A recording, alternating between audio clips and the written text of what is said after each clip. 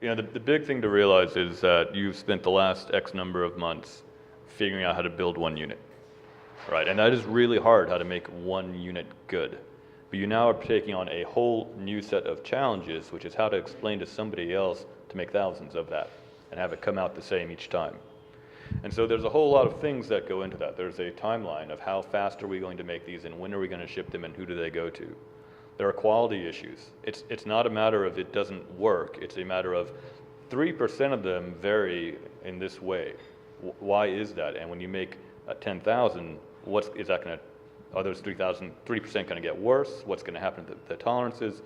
The challenges are just different. And you really, I think at this stage, this is a time to lean on your manufacturer. Assuming that you've gone to a manufacturer that is going to help you through this process, which I would strongly advise.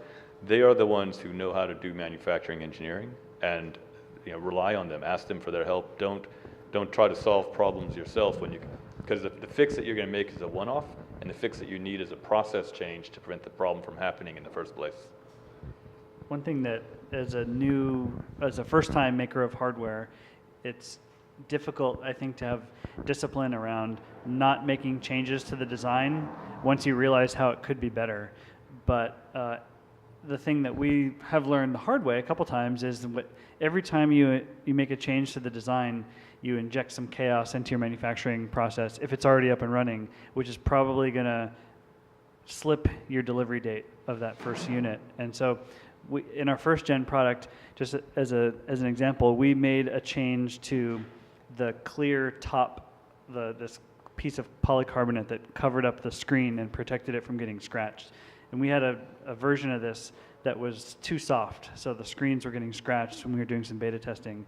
And so we just decided it had to be a harder material, and that seems like such an easy change to make. Like, well, let's just swap this 2H with a 4H. I don't remember what the numbers were, but some harder version of the exact same thing. But then we had to find a new subcontractor to cut that part, and that made it getting the size just right harder, and then it was squeaking when you would push the button because this thing was on a moving assembly. And so all told, we probably lost 3 months making this change, which we thought was so minor.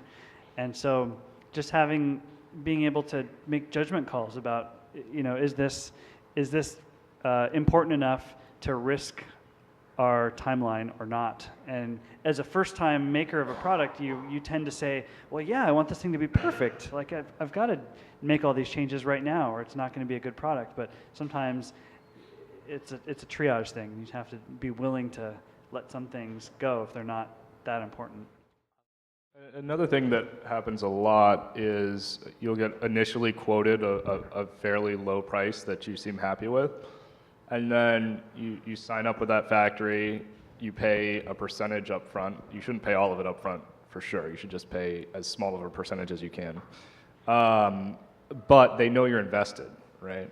And especially if you run a crowd campaign, there's a gun to your head to deliver this product on a timeline that you've said. They know that, they know you have to get the product done.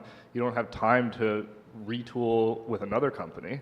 So they kind of have you in a really tricky position. And what happens is they'll say, you'll want to do a small change of some kind. Let's say you change like the plastic material or something. They'll be like, oh, well that's 50 cents more per unit. And it's not really 50 cents more, but they know that you have no choice but to pay 50 cents more now, So that's a really tricky circumstance that you can get yourself into. You open yourself up more to that when you start changing things on them, because that gives them the opportunity to say that. But also just in general, it's really tough. No, it's very true. I mean, it's the same advice with your manufacturing partner in China or your accountant here. Like the first bid is always the best bid. The time that you have leverage is before you sign the contract. The time that you have leverage is before you begin production.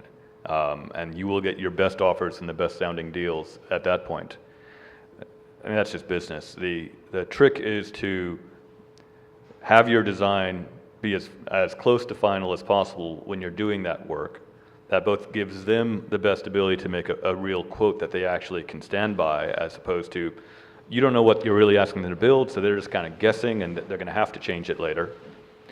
And also to not do as many You're going to pay for the prototypes. When you make a change, you're going to pay for the rework. Depending on the relationship, if the manufacturer believes that he has a bright future with you, they tend to eat more of those costs. If they think this is a one-time transaction, you're going to come, build 2,000 units, and he's never going to see you again, well, then they're going to charge you for everything because they're never going to get a chance to make that money back in future business.